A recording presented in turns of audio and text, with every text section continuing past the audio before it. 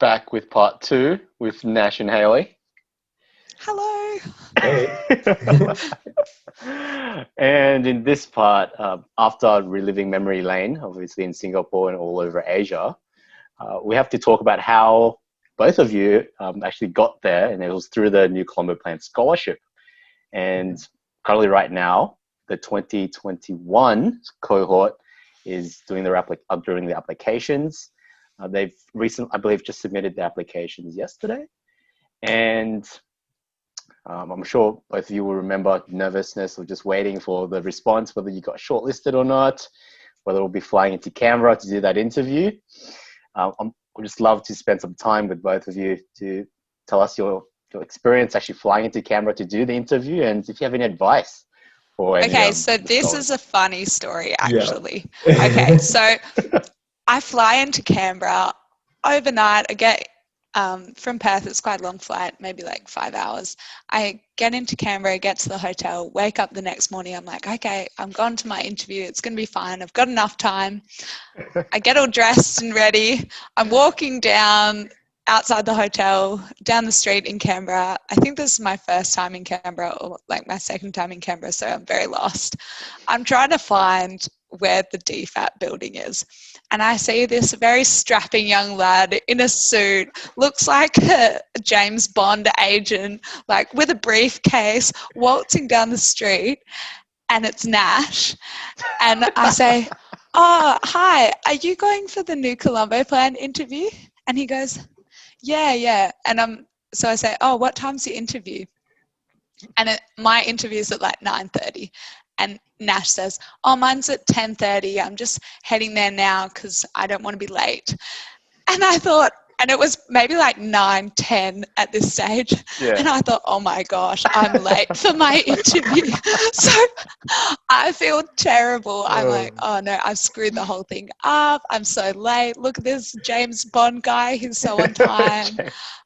Should have sent me that photo of if you had a photo of him in that suit. I didn't. I'm getting so psyched out by Nash, who's like super tall, intimidating me because I'm like very short. And so I rush to the DFAT building. I'm like sweating when I get there. And then I'm like, okay, Hayley, remember the video. If you guys haven't watched it yet, Rob Maliki does an awesome video on YouTube about the New Colombo Plan video. And in the video, he says, you should go to the bathroom before your interview and power pose. So I go up, they take me upstairs and they like put you in a waiting room. And I'm like, oh, I'm just going to go to the bathroom. And I get into the bathroom and I'm like power posing, which I would demonstrate, but Rob does it better in the interview. So you got to stretch out and then do your Angela Merkel hands and things. So I got into the bathroom, did some power posing, got out, did my interview. The panel are very nice and they're not trying to trip you up. They're trying to see the best parts of you, and managed to complete it all. Wow. One piece. It was a hectic experience. And I'm not blaming Nash for ratcheting up the tension, but I did have slight anxiety that day. Oh, man. Possibly correlated with our encounter. How's your experience, Nash? Yeah, so as you've heard, I rocked up to the interview very early. So I spent like half an hour outside just chilling, reading over my notes, enjoying the fresh air. I didn't quite go into the bathroom to do power poses, as I had not watched that that video before. No, but like my strategy for the interview was just to sort of get why I wanted this scholarship across. And really just answer the questions, because as Hayley said, they're not trying to trip you up. It's the very chill interview panel. All know their stuff. So it's just like demonstrate why you think NCP is good, what benefits NCP has to Australia, to ASEAN, to the Indo-Pacific. And that's really it. Just be genuine about it. I think what Nash says is really true, and having that why you want the scholarship is so important. The other thing to note is that your interview panel will be made up of country experts for the country that you're applying for. So it's really important that you know things about the country that you're going to. So whether that's books, documentaries on Netflix, YouTube, podcasts, talking to Nash, you need to find out everything you can about your country you're going to, know about the organisations that are leading in your field that you want to study, know about your uni and what makes it unique, and maybe some of the professors, know about the economics and the political situation. You can read some info on the DFAT website just to really demonstrate that you have done your research, you know what you're getting yourself into, you know what you're signing up for, you're excited about it, and you're passionate about it too. 100%, Hayley. And I think if I may add to that point, knowing about the host country is one thing, and knowing all the preparation, but also knowing yourself, I think, and why you want to actually go, as you said. I think there's just so many applicants and so many interviews that they have to do. I believe they sit through the whole couple of weeks just doing straight interviews every day. So knowing who you are and what makes you stand out, what's unique. And I think a lot of the storytelling and your experiences definitely are very valuable when you're doing the interview. Definitely. Couldn't have said it better. Was there any moments apart from Hayley's interesting events prior to that, but was there anything that you didn't expect, or was like was that your first time going to the DFAT headquarters, or was there anything that I think I didn't expect us to be treated with the level of dignity and professionalism that we were treated with. So the Department of Foreign Affairs and Trade really takes the New Colombo Plan seriously, and they really empowered the New Colombo Plan scholars as kind of future leaders in the Indo-Pacific space. And because of that, they really work to support you, and they want what's best for you. And I think that's something that I was really grateful for and remarked when I was there. I think, just being able to fly to Canberra, you really did, speaking with the other scholars, you really did understand how big of a deal this was. So definitely. Nash? I'd just extend on that. It's like seeing how much effort and how much like importance they place on it just makes you want to do like better. Like makes you really want to take it. Like, not that I wasn't taking it seriously, but like just adds that extra layer of like what you're doing here is like actually something that's going to affect not just like your life later on, but could affect other people's lives later on. And like the relationships you're making, you don't know when that like will come in handy. So it's just that extra level of importance. And I think it really demonstrates a commitment to the host countries as well, and to the host country governments that, Australians are really valuing opportunities to study and work in their countries. So I think that's really significant and exciting. Key takeaways: don't rock up 20 minutes before your interview.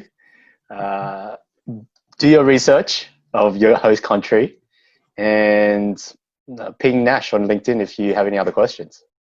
That's the takeaway. All right, definitely. That's it. Awesome. So good luck to everyone doing the interviews for the scholarship. And I think the next topic I wanted to touch on was, obviously both of you did co-found and are associated with ASEAN. And I just wanted to, I spoke to Thomas last week and didn't get his take on things, but what really led to starting ASEAN, and what was your passion, really start and stem from with your involvement in this? I think Nash did too much work on the ASEAN region in his PwC internship, and then just spoke to the rest of us about it enough that we just had to start ASEAN. Yeah, that was it, right, Nash? Sounds about right. But yeah, I think it was just such a phenomenal opportunity for us because we had so many contacts. Sorry, my housemates are having a very heated argument. No. I'll let Nash take this one. Yeah, so it was just like, it was the right time. We were all like, we were in love with art programs. Like for me personally, I loved my time in Singapore, and I didn't want to like lose that connection when I came back to Australia. And like the opportunity was there to really emphasize that those like people to people links. And at the youth level, there wasn't a lot happening between ASEAN and Australia, and that's what ASIP seeks to change. And like, it's not just at the youth level. It's the impact that you have now will like ripple out as these youth become leaders in their respective fields and their respective businesses, and even like political leaders. And so it's about developing those relationships now for the future. I think that's the most important part. And secondly, like, if you look at the existing relationships between Australia and ASEAN, like ASEAN is our, accounts for 15% of our trade. They're the biggest two-way investment partner for Australia. The ASEAN diaspora in Australia is around 900,000. Like the ASEAN economic region at the moment is, I think its GDP is around 2.5 trillion and is expected to grow to the fourth largest economy as a bloc by 2030. Incredible. So, and like with a population of 700 odd million, like the numbers are just like there. And for Australia to not take advantage of that, and for ASEAN not to take advantage of Australia, is just like it's mind-boggling. Yeah, exactly. So the opportunity is there, and that's really what we're seeking to like show, and for people to like actually take advantage of it for the good of both of us. Definitely. Well said. Yeah. Hayley, Hayley? anything to add? Yeah, I think, and what Nash says about it being the right time, I think 2017 was the 50th anniversary of ASEAN. So there was this, and 2015 they declared the ASEAN community in terms of their political security community, their economic community, and their socio-cultural community. And there was a lot more community building efforts at the regional level. So I think where we have a great opportunity with ASIP is that right now that the youth in the ASEAN region are really working together as a region, collaborating, even though they're from really diverse backgrounds, really diverse cultural heritage, they're all looking to collaborate. And so it's a great opportunity for Australians to work with these 10 partners that are our direct geographical neighbours just to our northwest, and really understand more, engage with them and work with them collaboratively into the future. I really do appreciate what ASIP has achieved and what it aims to do.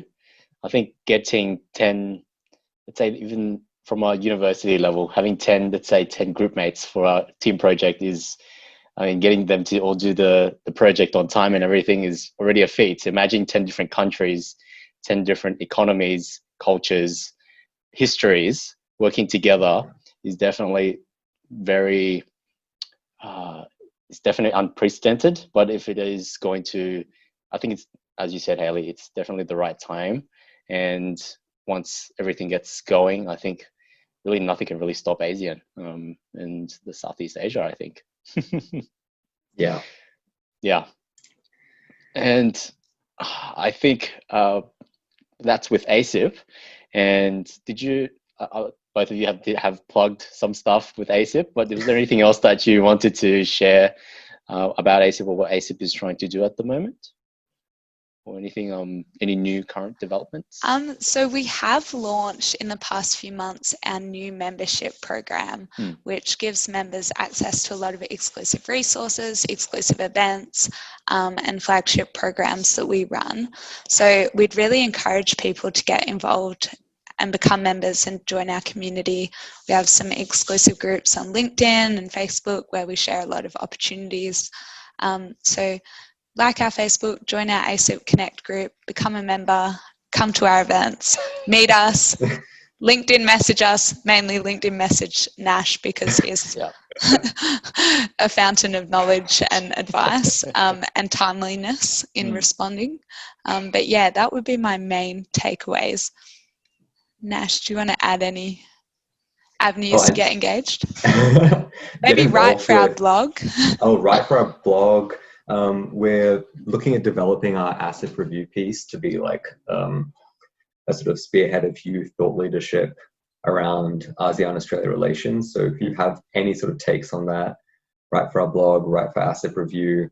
We're looking for a variety, like diversity in thought.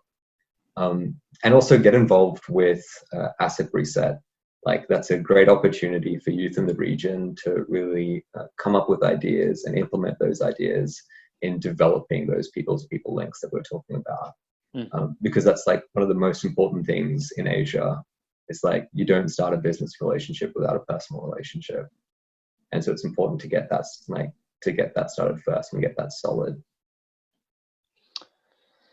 Amazing, Nash and Hayley. I think we are running quite short on time, but I believe you have a question for me, Hayley, or was that something? I have a lot of questions for you.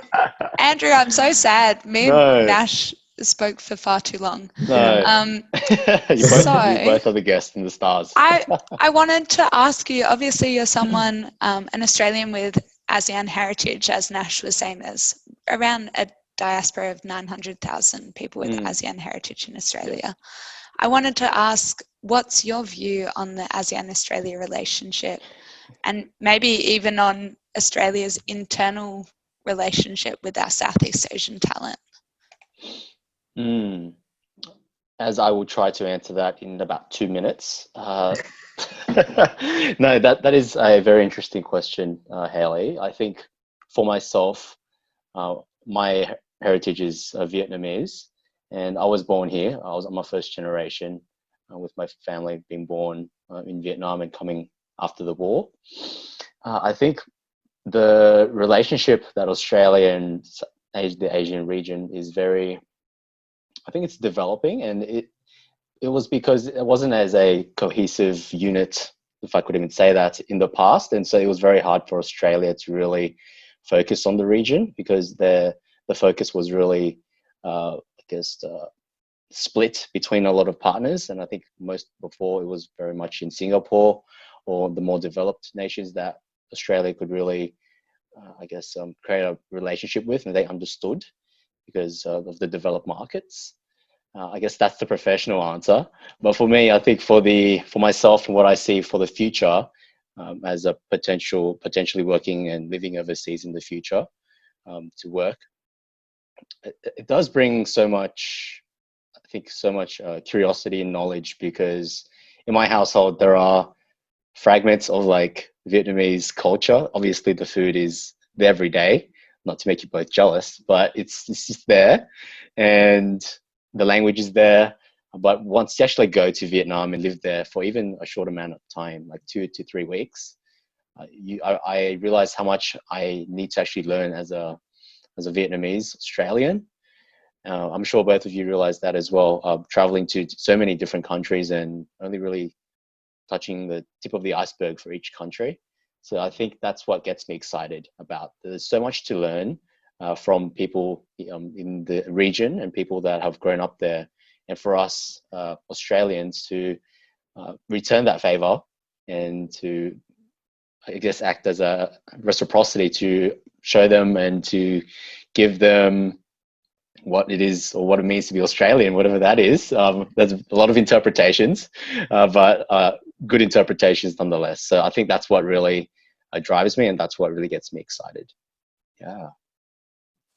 Great to hear, Andrew.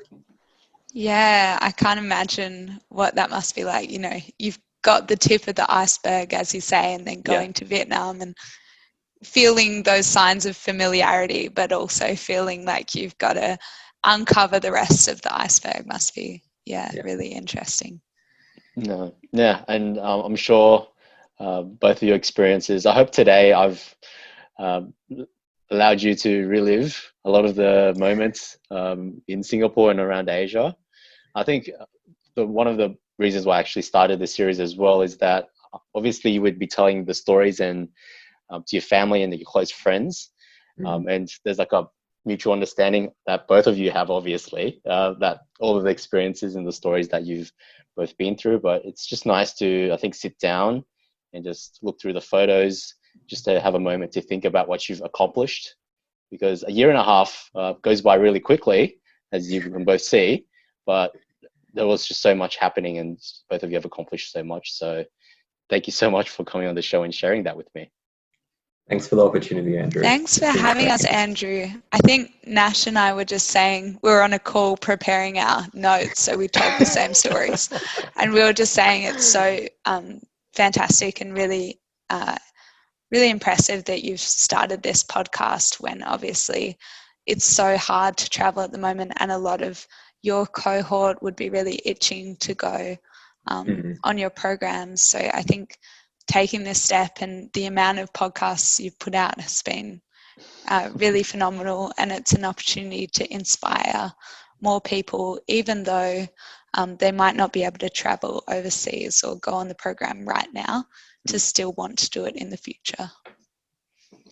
Yeah, it's really keeping that like thirst for Asia and that thirst to like get out there and do things alive. Love that. Yeah, there's just so much happening, and ASIP is a classic example. And yeah, I'm trying to do my best. I think it's just to, I guess, to scratch the itch that I have. So thank you, Nash, thank you, Hayley, for the kind words, and I wish you all the best, Hayley, with your new role with ASIP. I'm sure it's going to be amazing. Even though a lot of the travel can't be done, the virtual and digital events I've been to, one of them, and top notch. Can't say anything better. Yeah, we look forward to seeing you at the next one, Andrew. And Nash, all the best with your new role. And thanks. Hope to keep in contact and wish you both the best. Thanks, Andrew. Bye.